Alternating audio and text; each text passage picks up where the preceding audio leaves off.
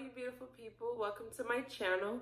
My name is Jay, and in today's video I'm going to be talking about 6 of the most frequently asked questions I've received over the last 18 months. Before I do, let me go ahead and do some housekeeping. I am not a loctician. I've never been to beauty school. This is just my experience based on having these set of locks, and also I had sister locks for 3 years. So I know a thing or two about a thing or two. So let's go. Okay, so I made a list because this brain box don't do what it used to. So if you see me looking down, I'm looking at the paper just to make sure I don't miss nothing. And before I start them off, by the way, if there's a question that you would like for me to answer, you can go ahead and type it below if it's not one of these 6. Number 1, how long before they lock? Meaning, like, how long is it gonna take this hair to lock, girl? Like, I'm ready. Let's come on. Honestly, it depends on your hair texture. I'm not even gonna lie to you. That's the biggest factor. Okay, if your hair is coarser, like mine, I have 4C hair. It don't get much coarser than this. It's gonna lock pretty fast. It could take about 6 months, and honestly, you'll start seeing that it's fully locked. Like, it's gonna take some work to comb that out. Now, if you have silkier texture hair, it can take up to 2 years. Number 2, how often should I wash my hair? That question is gonna depend on how active you are. If you're somebody that's gonna get up, you go to the gym every day, or you have an active lifestyle, and it's not necessarily just the gym. Like, if you have a job that keeps you on your toes and you're constantly sweating, you want to be washing your hair like 2 or 3 times a week. Okay. Now, if you're someone who's not as active, I highly recommend you only wash that hair once a week. Now, the reason for me saying that is because healthy hair naturally produces something called sebum. That's just oils for the hair. That's all that is, plain English. And what happens is, the more active you are, that increases the sebum production on your scalp. And if that gets built up and caked up, it's going to start to itch. And then that's going to defeat the purpose of having locks and having freedom. You're going to be sitting there digging in your scalp because you're itching. So you're more active, you wash it more. You're less active now, you don't want to wash it as often as someone who has an active lifestyle. Reason being, that same sebum protects your scalp. Okay, your hair needs to be moisturized. So if you strip it of those natural oils, you're gonna get the complete opposite end of the spectrum you don't want. It's called dandruff. So that's the answer to that. Okay, if you find that you're having your hair done by someone else, like, let's say you're not a DIYer, that's okay. Everybody is not interested in doing your hair themselves, but you might want locks. Listen, take my advice. If you go to someone for a consult, okay, and they do your hair, or they tell you before they do your hair, when I finish doing your hair, it's gonna take 2 months or even a month for you to be able to wash your hair. You need to find a new consultant. Just take my foolish advice and find a new consultant, okay? Because what that means is that they don't have your best interests at heart. And you have to keep in mind, this is your lock journey. It doesn't matter if you're doing it yourself or you're paying someone a service. Okay, that's your hard-earned money. However you earned it, get your money's worth. Next question.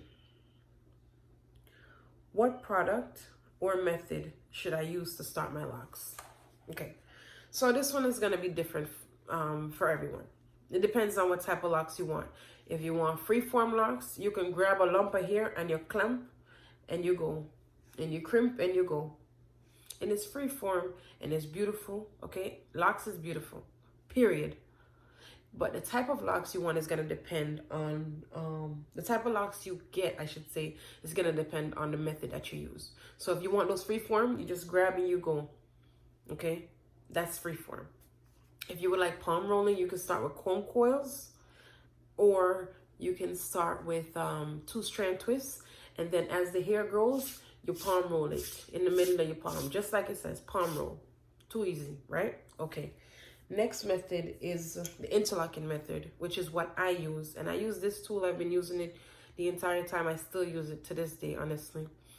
And if you want to see how I use this, check out my other videos and you'll get more detail about that. You also have Locs, and that's just exactly what it sounds like. They take this tool, okay, it's like a crochet tool, and they make you instant locks, so you don't have to go through that starter phase that a lot of people don't like. Truth moment, me included, it was rough. It's still rough. Okay, it's only been 18 months, so we're not gonna kid ourselves. That's that method. You can also use different tools for interlocking. So like how I use this one, you can purchase this thing here off Amazon. I'll leave the link down below, so don't worry about that. And it comes in this little thing. I think they send me 2 in the package if I'm not mistaken. I don't have to take this out, but this is how it looks, okay? And you can put the here and here and hook it up there so it stays on while you're interlocking. And then you choose what rotation you want. So with interlocking, you can do 2-point like myself, because I have fine here and I want it to be fuller.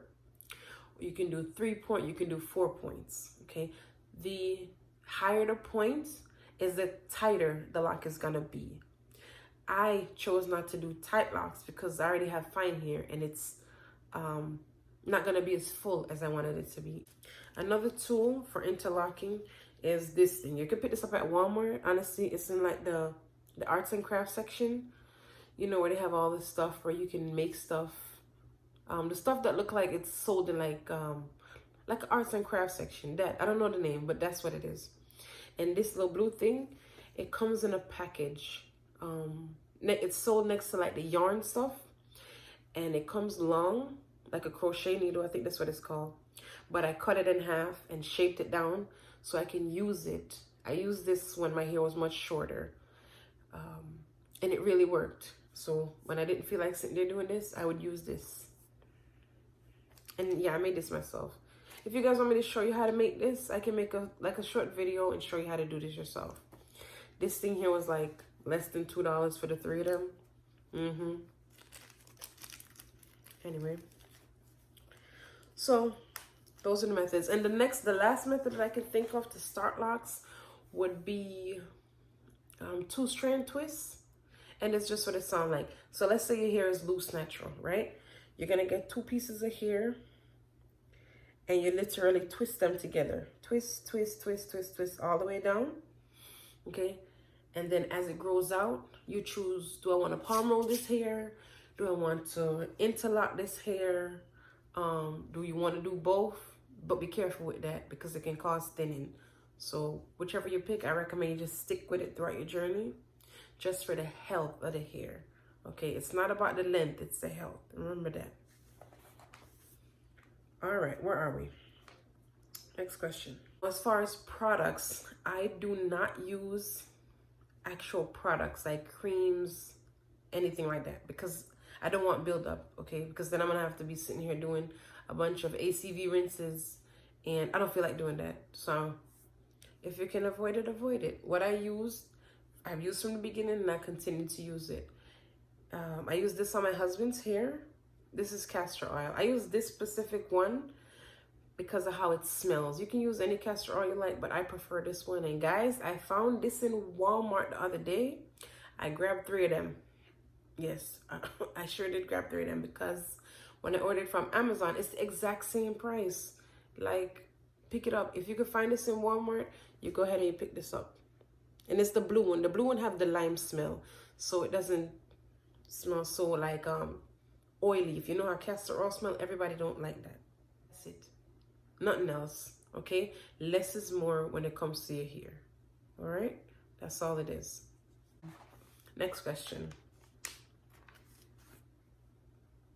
How do I know if my hair is growing? That one I get a lot, okay? I get that one a lot. Like, this hair is not growing. Shrinkage is real. And all those statements are true.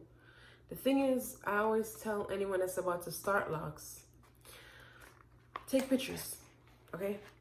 You want to take pictures.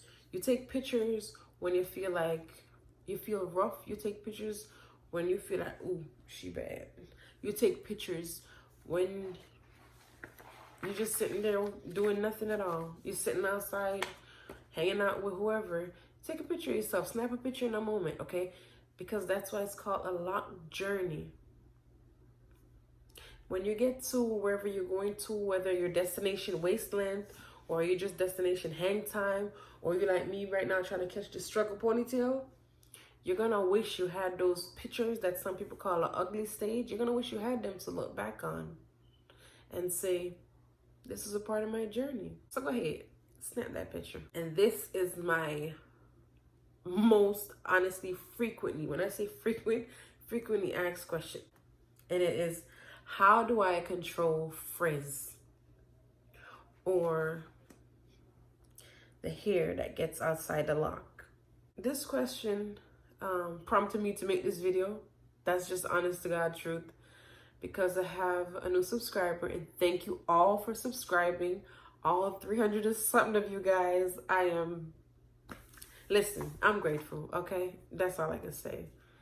Don't forget to like, comment, subscribe to this video. If you haven't already hit the subscribe button and you've watched it this far, go ahead and hit that subscribe button and give me a like while you're at it, so someone else can be helped by this video, and YouTube will know it's helping you, so they'll recommend it to somebody else, and you know, so on and so on.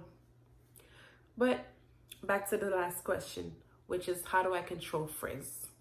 You can't. We're not even gonna sit here and let's not front. There is no controlling the frizz. It's been 18 months of these beautiful locks on my head. All right, this crown is a crown of frizz, and you just learn to embrace it. And that's what I'm doing. Now you can try to tame the frizz, but this is what you don't do. Do not be one of those people who take a scissors, and yes, it might sound like out there. I don't know the right word, but it might sound like out there type of thinking, scissors to my locks. I'd never. Yeah, you'd be surprised. It's people who will take the lock, okay, and say, oh, it's fuzzy, and trim it. Don't do that. Don't do that, because it might look nice in the moment because you want a nice Instagram picture or whatever. It's gonna thin that lock, and you're not gonna have that lock for very long. So don't do that to yourself. Now, if the issue you're having, and this is to you, my new subscriber, if it's that you have hair, because trust me, all my parts are still there. I just probably need a retie at this moment. If you have hair that's growing outside the lock, right? And you have a specific grid pattern or parts, you leave the hair alone until it's time to retie. Okay? And as far as how often do you retie, when I had sister locks, my consultant used to tell me every 6 to 8 weeks. And I found that although sometimes it was okay, sometimes it wasn't. So then I started having thinning issues. So what I do now, being that I'm in control of how often I retie, as long as you have at least a ½ inch, you can retie the hair. And then you worry about the hairs that's growing outside of it. So see, like this is growing outside, I would figure out where's the parting, put it to the hair, and kind of like twist it over it, and then I interlock it. Yeah? Okay. Because if you try to do anything else before that, you're gonna over manipulate the hair and then cause breakage. You don't want that. So what you can do in the meantime is get a silk or a satin pillowcase, a silk scarf. These do help to control the frizz. Or if you don't feel like tying up your head every day, you buy yourself a bonnet. Heck, this is from Etsy. Buy yourself a 2-sided bonnet. If you know, it can be pink one day, gold. I think this is gold. Whichever this is, the next day, and you're good to go. I thank you all for watching me to this end of this video. Don't forget to like this video, comment below if you have any more questions that I did not cover, and I will be happy to answer them for you. And subscribe to my channel and join this YouTube fam that we have growing. It's already at 300 and something, so let's get to that 1,000, guys. Till next time, be blessed.